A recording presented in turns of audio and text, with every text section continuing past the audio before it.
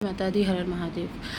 बहुत पहले मैंने ये चीज़ कही थी, तकरीबन साल भर पहले, कि कैंसर की जो समस्या है वो बहुत ज़्यादा बढ़ने वाली है। और अब आने वाले दिनों में आप सुनोगे कि लीवर, किडनी कैंसर, डायबिटीज़, बहुत ज़्यादा हार्ट फेल होना, या बहुत ज़्यादा यूटेरस का लोग रिमूव करा देंगे, यूटेरस को महिलाएं यूटेरस रिमूव करा देंगी, क्योंकि उधर भी बहुत बीमारी आने वाली है।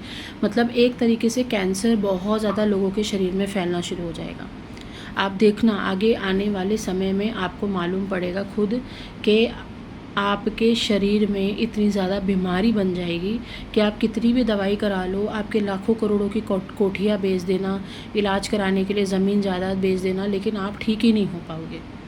आने वाले समय में इतना ज़्यादा तकलीफ़, और ये साल में अभी 6 महीना ख़त्म हो चुका है, और आपने देखा है कि हमने किस प्रकार की न्यूज़ें सुनी है और किस प्रकार की टेंशन हमको मिली है, और आप देख भी रहे होंगे। और अब आने वाले दिनों में आपको तो प्रमाण हो जाएगा कि बीमारी छोड़ने वाली नहीं है किसी को। इसीलिए बोल रही हूँ, बार बार बोल रही हूँ, 1 साल पहले भी कहा था कि अपनी आत्मा की हीलिंग करनी शुरू कर दो। अपने गुरु के सानिध्य में चुपचाप जा कर के बैठ जाओ। अगर आप चाहते हो सुकून से 2 रोटी खाना, बाहर युद्ध चल रहा है लेकिन घर में सुकून से 2 रोटी और दाल रोटी तुम्हारी चल रही है, तो अगर ऐसा समय चाहते हो तो चुपचाप अपने आत्मा की हीलिंग करना शुरू कर दो। आत्मा की हीलिंग कैसे होगी?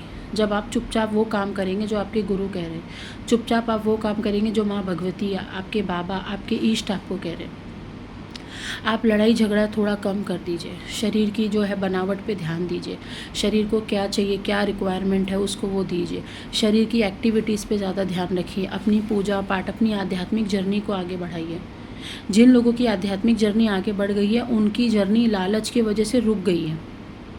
मुझे अच्छे से याद है, मैंने जिन लोगों का क्लास में मोक्ष के लिए नाम लिया था, जो माँ ने मुझे बताया था कि वो मोक्ष के लिए तैयार हो रहे हैं, आज उनके अंदर इतना घमंड आ चुका है कि मुझे ऐसा लगा कि नहीं बताना चाहिए था। ये प्रॉब्लम होती है जब कोई आपको फ्यूचर प्रेडिक्शन कर देता है। इसीलिए कभी भी अपने फ्यूचर के बारे में मत पूछो, क्योंकि घमंड आने में 1 मिनट नहीं लगता। इसीलिए कोशिश करो जितना हो सकता है अपने आत्मा की हीलिंग करने के लिए, अपनी साधनाएं करो, अपने गुरु के सानिध्य में साधनाएं करो। क्योंकि ये जितनी भी मौतें हो रही है ना, कैंसर से, डायबिटीज़ से, हार्ट फेल से, तंत्रों के वजह से, ये सब आत्माएं हमारे पृथ्वी पे भ्रमण कर रही है और देखती हैं कि कौन बिना गुरु के जाप कर रहा है, कौन बिना प्रोटेक्शन के जाप कर रहा है। यही लोग सबसे पहले आपके ऊपर चढ़ जाते हैं। अगर आपके 1 किलोमीटर, जहाँ आप रहते हैं, 1 किलोमीटर के अंदर अंदर किसी की मौत हुई होगी ना, अकाल मृत्यु हुई होगी, जितने भी लोगों की अकाल मृत्यु हुई होगी, और आप बिना प्रोटेक्शन के जाप करते हो, मनमौजी काम कर रहे हो, तो ये आपके ऊपर चढ़ने में टाइम नहीं लगाएंगे, या आपके ऊपर अटैक करने में टाइम नहीं लगाएंगे। यही कारण है कि पहले इतने प्रोटेक्शन की ज़रूरत नहीं पड़ती थी, अभी पड़ रही है, क्योंकि अकाल मृत्यु बहुत ज़्यादा हो रही है, लोग मर रहे हैं। आप कभी भी गवर्नमेंट हॉस्पिटल में जाकर एक बार देख कर आइएगा, लोगों की ऐसी बैंड बजा रखी है हॉस्पिटल्स में कि क्या ही बोलूँ।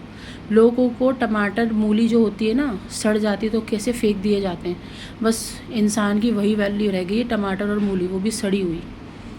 अगर आप चाहते हो कि आपके शरीर की इज्जत हो, आप चाहते हो आपकी आत्मा की इज्जत हो, ना ही सिर्फ पृथ्वी पे बल्कि और ऊपर के डायमेंशन में, तो अभी से अपनी तैयारी कड़क कर लो।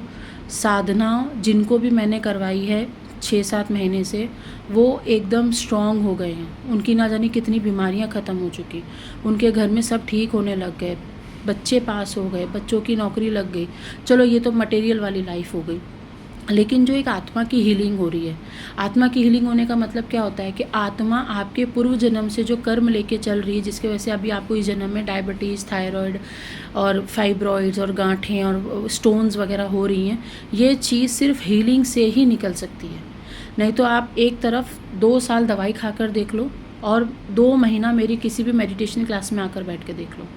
2 साल दवाई प्लस 2 महीने का मेडिटेशन, आपको मालूम पड़ जाएगा कि किसका रिज़ल्ट अच्छा है, और आप दवाई खाना छोड़ दोगे, ये बात पक्की है। इसीलिए अपने गुरु के सानिध्य में रहें। आपको नहीं पता कि आपके गुरु आपसे बात करें चाहे ना करें, आपको उनके सानिध्य में रहना चाहिए, चाहे कोई भी गुरु हो। बस आप जाइए, उनके दर्शन करिए, उनसे बात करिए, उसी से आधी हीलिंग हो जाएगी। कुछ चीज़ें जितनी मजबूत होती उतना मजबूत उतना उपाय होना चाहिए। अब वो उतना मजबूत आप नहीं कर रहे हो तो आप बीमार पड़ोगे।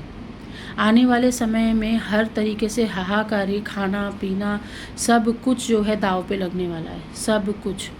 अब प्रॉब्लम ये है कि क्या जो आध्यात्मिक लोग हैं उनका क्या होगा। आध्यात्मिक लोगों की जो हीलिंग है वो आत्मा की हीलिंग अगर हो जाती है तो वैसे भी उनको भूख प्यास कम लगने लगती है, वैसे भी वो ज़्यादा लोगों का सोचने लगते हैं कि मैं 4 रोटी खाऊंगी, उससे अच्छा मेरा परिवार 4 रोटी खाएगा, मैं 1 रोटी में भी ठीक हूँ। तो सब में बांटने की वो बोलते हैं ना एक प्रक्रिया शुरू हो जाती है। आप सिर्फ अपना अपना फिर नहीं सोचते हो। आपके दरवाजे पे एक साधु भी आएगा, एक डॉगी भी आएगा, तो आप उसको पानी पूछोगे, भले आपके घर में एक ही बॉटल पानी है। तो कहने का तात्पर्य इतना है कि हम जो है इंसान की गतियों से भूल चुके हैं, इसलिए हमें बीमारियां लग रही हैं।